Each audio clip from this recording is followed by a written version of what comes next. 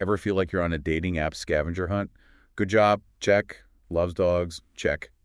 But what if the real treasure map is like letting go of the checklist and letting someone else take the lead? It's a real paradigm shift, isn't it? Right, We're so used to being in control, especially when it comes to something as personal as our love lives. right. It's like we're clinging to the steering wheel of our love lives, white-knuckled, terrified to let go.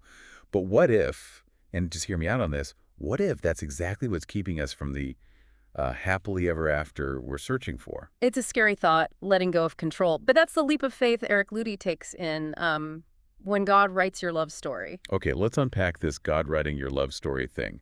It sounds nice in theory, but what does it actually look like? Well, Ludy uses this analogy of letting God captain his ship, and I mean all the rooms, even the ones he'd rather keep locked. Oh, okay. You know, the engine room of his career ambitions, the navigation room of his life goals, and most importantly for our deep dive today, the not-so-secret cabin of his love life.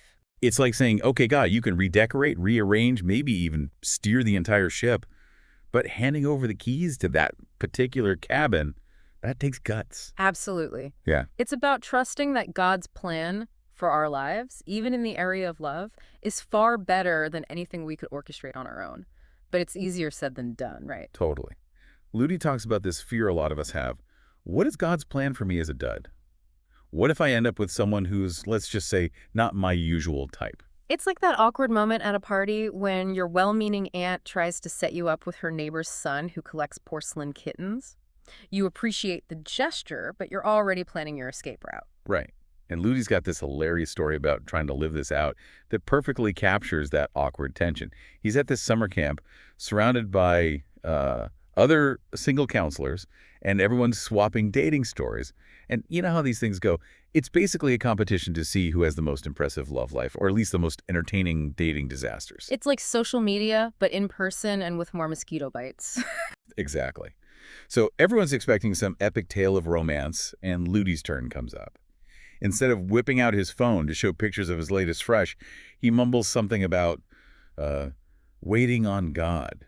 I can only imagine the crickets chirping in that cabin. Oh, it gets better. Later, he's on a date with this girl named Brandy, trying to play it cool. You know how it is.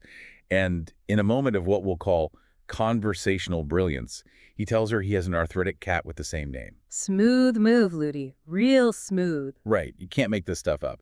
But here's where it gets interesting. This dating debacle becomes a turning point for Ludy.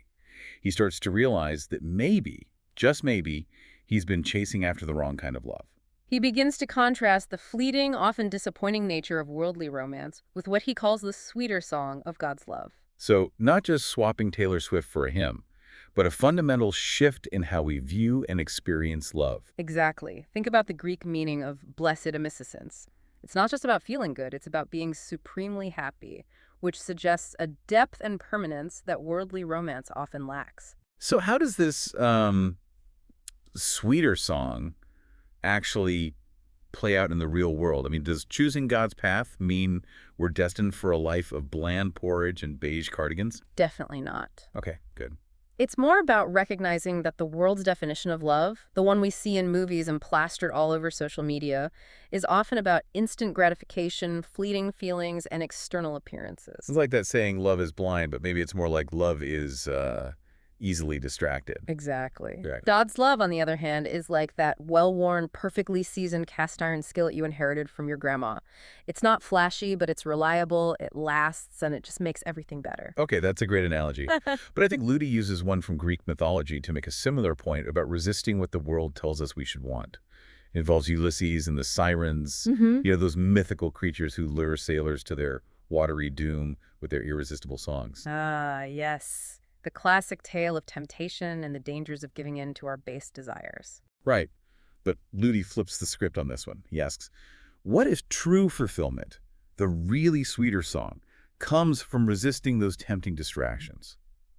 What if the love story we're meant to live is about tuning out the noise and listening for God's quiet guidance? It's a powerful image, isn't it? Yeah. Choosing to sail past those seemingly alluring but ultimately destructive sirens and setting our course on something deeper, something more meaningful.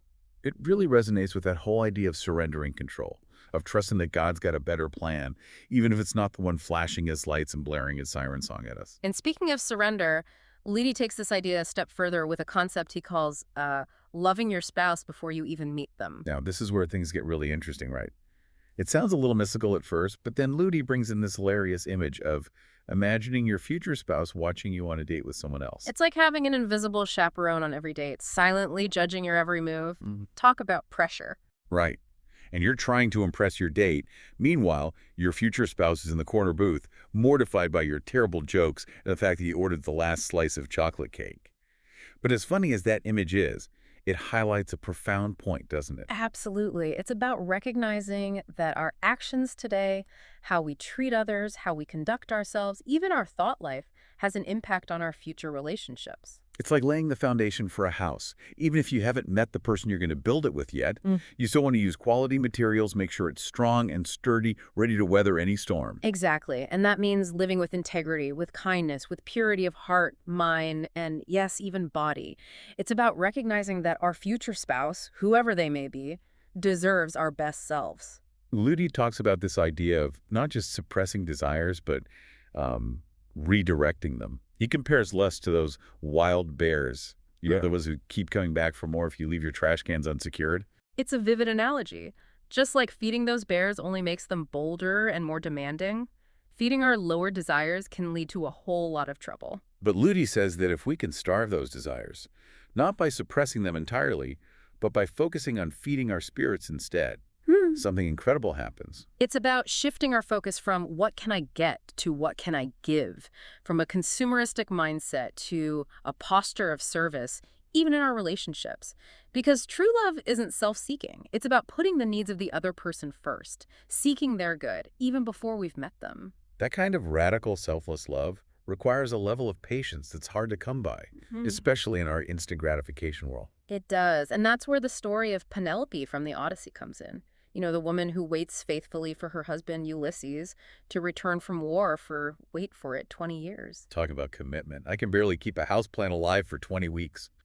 But seriously, Penelope's story is a powerful reminder that true love is worth waiting for, even when it's hard, even when everyone else is telling you to move on. And her faithfulness is tested time and time again. Suitors are practically lining up at her door, promising her the world.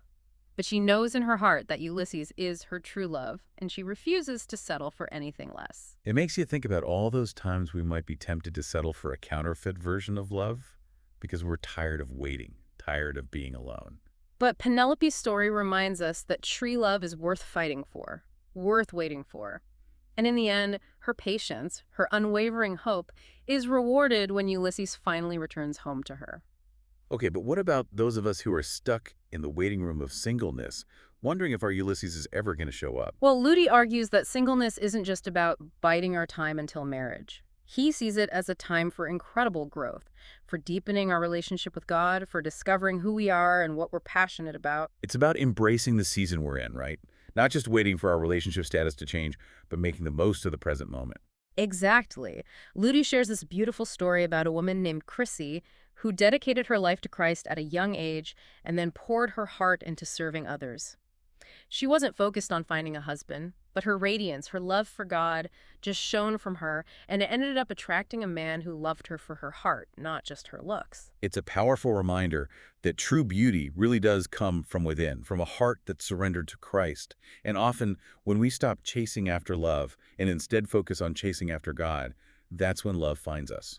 It's like that verse that says, "Seek first the kingdom of God, and all these things shall be added unto you." But it's easy to lose sight of that when we're bombarded by images of instant gratification and whirlwind romances, isn't it? Oh, absolutely. It's easy to get caught up in the comparison game, wondering when it's going to be our turn. And that's why Ludy emphasizes the importance of raising our standards, not in a snobby checklist kind of way, but in a way that honors God's design for love and relationships. So it's not about becoming hypercritical or having unrealistic expectations, but about looking beyond superficial qualities and recognizing the importance of character, of shared faith, of finding someone who shares our values and our commitment to pursuing God's best. Precisely. And Ludy uses the love story of John Blandford and Hollis Meynell to illustrate this point beautifully.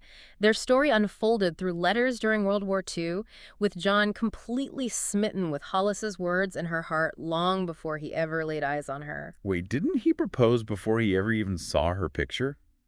He did. Can you imagine the trust that took to build a relationship on shared values and that deep connection, sight unseen? It's a testament to the power of true intimacy, isn't it? And when John finally gets the chance to meet Hollis face to face, she puts him to the test. She wants to be sure he's drawn to her for who she is, not just her appearance. That must have taken some serious courage on both their parts. It's a beautiful reminder that true love isn't skin deep. It runs much deeper than that. It's about connecting on a soul level, a level of shared values and dreams. And that kind of love, the kind that's rooted in something deeper than fleeting attraction, that's the kind that can weather the storms of life and emerge even stronger. Speaking of storms, Ludy doesn't shy away from the fact that even God-written love stories have their share of challenges. Remember that whole for better or for worse part of the wedding vows? Oh, he definitely doesn't sugarcoat it. He and Leslie's honeymoon was a comedy of errors, starting with a flea infestation of epic proportions. Fleas. Like on a honeymoon? Yeah. That's rough. It gets worse. On top of the fleas, they had a family of raccoons taking up residence in their chimney, a flooded kitchen, car trouble, you name it, it happened. It makes you wonder if they considered just turning the car around and heading back to the airport. Right. But in the middle of all that chaos, they had this realization that they'd been gripping the pen again, trying to control the narrative of their honeymoon. So they did what any sane couple on a disastrous honeymoon would do. They decided to laugh about it. Well, I'm sure there was some laughter involved eventually. But the more important thing they did was to choose to let go, to surrender their expectations and trust God, even when it felt like their happily ever after was unraveling. And that's the paradox, isn't it? Yeah. Sometimes letting go of what we think our love story should look like is the very thing that allows God to write something far more beautiful and fulfilling than we could have ever imagined. It's about trading our carefully crafted script for the adventure of a lifetime, with all its unexpected twists and turns. So if we're brave enough to hand over the pen, to let God be the author of our love stories, what can we expect? Well, we can expect that it won't always be easy. There will be challenges, detours, maybe even a few flea infestations along the way. But we can also expect to experience a love that's deeper, richer, and more rewarding than anything we could find on our own. And maybe that's the greatest adventure of all, surrendering our hearts to the one who knows us best, and trusting him to write a love story that's uniquely and beautifully our own. So as you navigate the exciting, sometimes messy, always unpredictable world of love and relationships, remember this. You're not alone. God is with you every step of the way, ready to write a masterpiece with your life if you're willing to let go of the pen. Such a powerful reminder. Thank you so much for taking us on this deep dive. It's been, well, quite the adventure. It's been my pleasure. Thanks for having me.